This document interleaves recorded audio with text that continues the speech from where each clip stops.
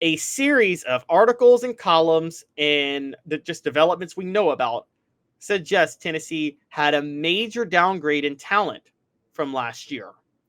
Have the Vols downgraded in talent from last year based on the recruiting classes, who they lost in the transfer portal?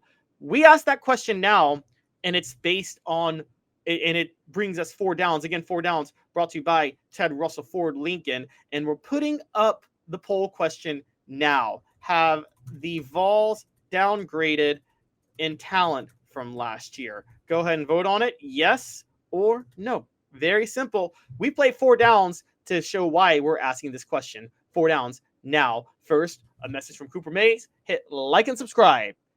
And another message from Coop. First down.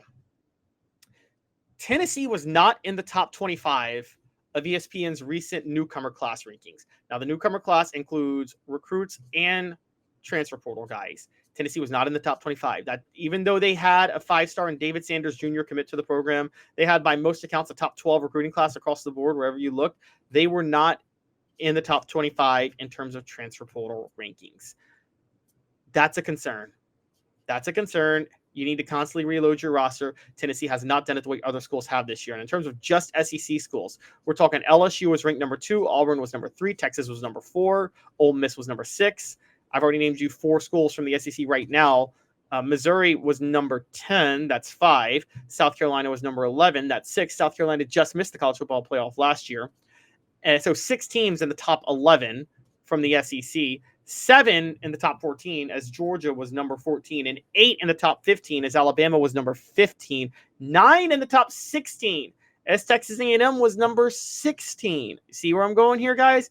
9 of the top 16 teams were SEC schools, and Tennessee plays 2 of them. Moving down, Oklahoma's number 19. So Tennessee plays 3 of the top 20 schools, and 10 of the top 20 are SEC teams alone. And then number 21 is Kentucky. Number 23 is Florida. So 12 of the top 25 in terms of newcomer class rankings per ESPN are from the SEC. 12 of the top 25. Tennessee is one of the 4 SEC schools to not be on that list. Meanwhile, Tennessee has to play 1, 2, 3, 4, and 5. They have to play 5 of the schools on that list, all from the SEC. So first down is Tennessee hasn't upgraded in talent. Their upgrading in talent is significantly less than the upgrades that a lot of other schools have done. That's a big concern.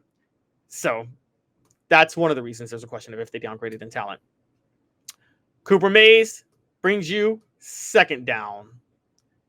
Tennessee's quarterback rankings collapsed. Now, again, we can talk about the system. We can talk about who's overrated, who's underrated, but I still believe Nico Iamaleava would have been better this year than Joey Aguilar is going to be for Tennessee. And we still don't know that Joey Aguilar is going to be the starting quarterback at Tennessee. However, in Brad Crawford of 247 Sports rankings of the top 50 quarterbacks ahead of the 2025 season, he had Joey Aguilar all the way down at number 50.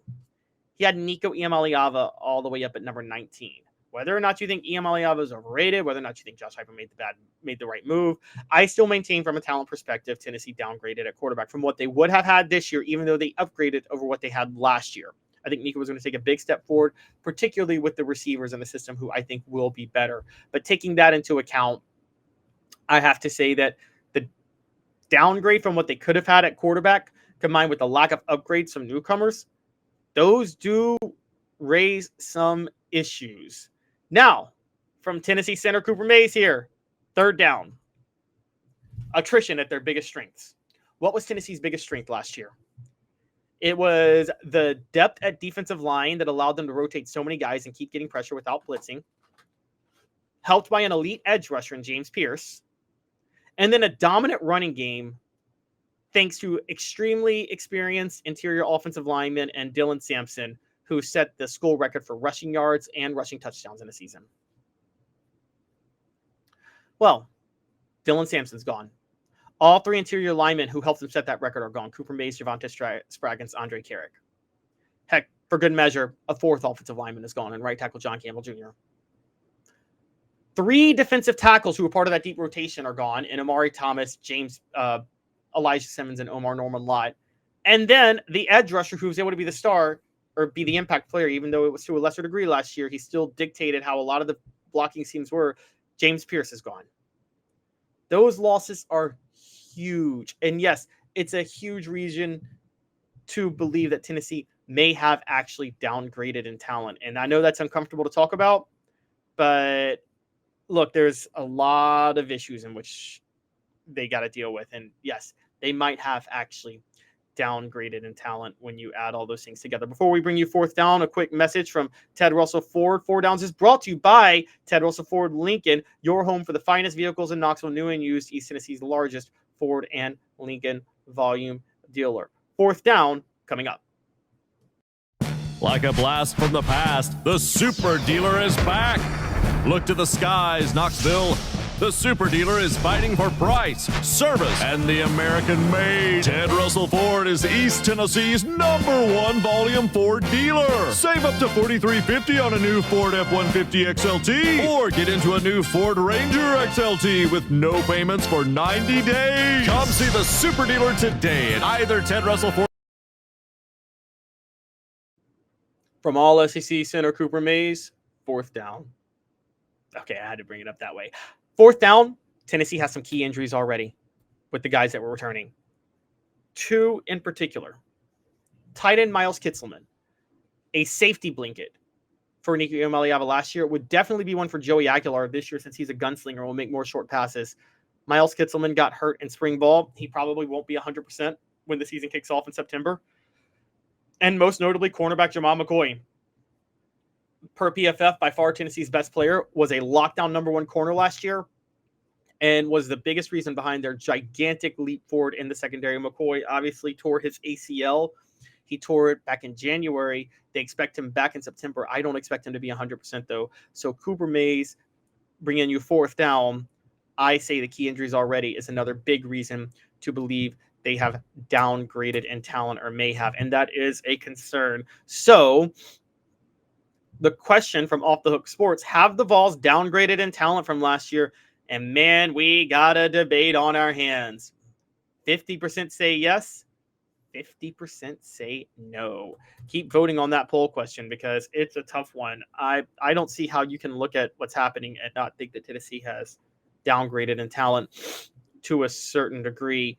Now, again, some positives. Some of the returning talent could be better. I think they will be much better at linebacker with the same players they had last year, Arian Carter and Jeremiah Thielander.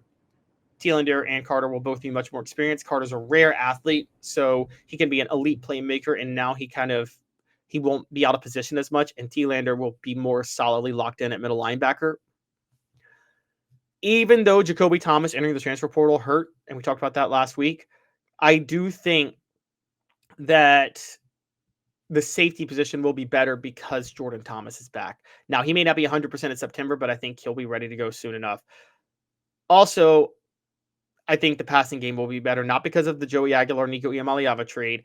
I think it's because of the receivers. I've told you guys this before. I think the receivers will be significantly better. Last year, Brew McCoy played a step too slow, which was revealed why he didn't get taken in the NFL draft and forced him to medically retire from football, sadly, as he was coming off a broken leg in 2023. Being the one Tennessee wideout who could dictate coverage, that messed up the entire receiving core because nobody had to roll players over for Brew. So there weren't as many easy deep shots there. When they were there, Nico may have led Brew a little bit too much because Brew was a step slow.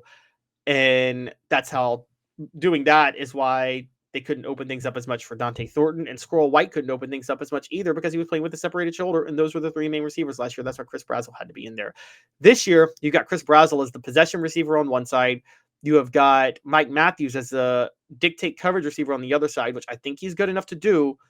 And in the slot, you have options at Braylon Staley and Boo Carter.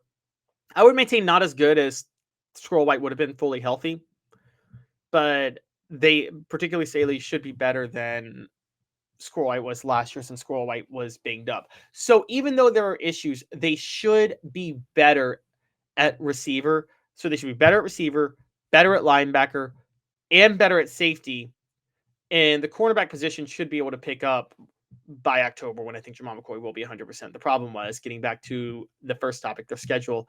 Syracuse is no easy fall out of bed win, and Georgia is in September for them, unfortunately. So that's the biggest problem. As far as the poll question goes, where do they stand now? Have the Vols downgraded in talent from last year?